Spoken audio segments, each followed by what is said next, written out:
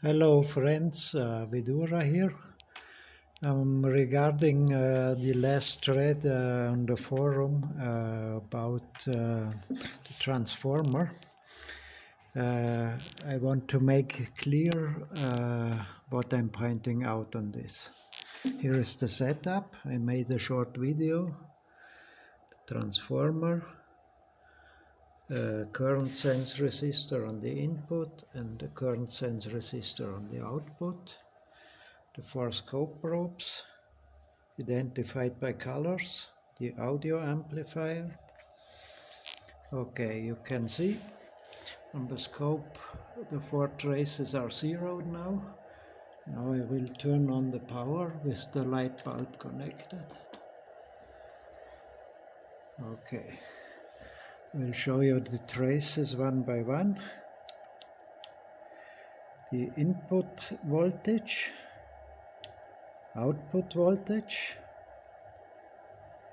input current and output current. Okay, as I stated before, we have now a resistive load. If the voltage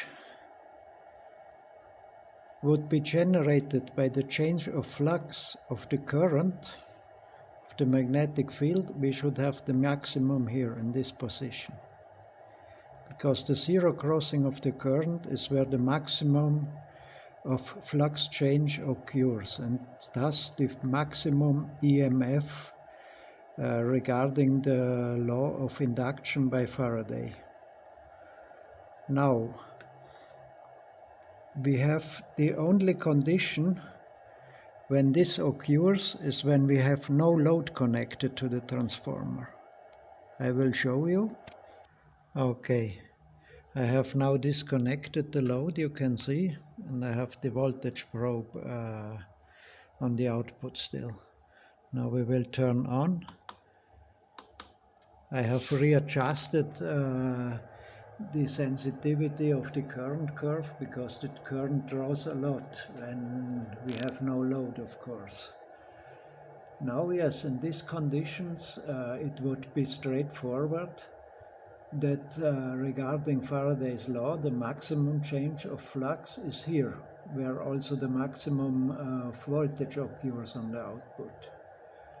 But in all other load conditions, when we shifted the current to the right, to the left, to the leading, to the lagging side, always in all conditions the input and the output voltage was perfectly aligned.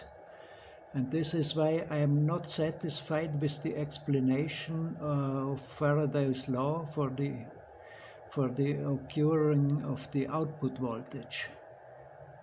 Yes, I am according that the EMF is according to Faraday's law, the acceleration of the charge particles of the charge carriers, which is not the same with the output. As a small addition, I have now swept over the connections on the secondary in order to not confuse anyone about the sign of the currents. So we have now the input voltage, input current. Now I put the output current. You can see it is now of opposite polarity as by Lenz's law required. I prefer to use the term of opposite sign and not phase shifting by 180 degrees in order to avoid confusion, because it's not a timing difference, it's a difference in sign. Here you can see I add the secondary voltage, which obviously is now swept over also.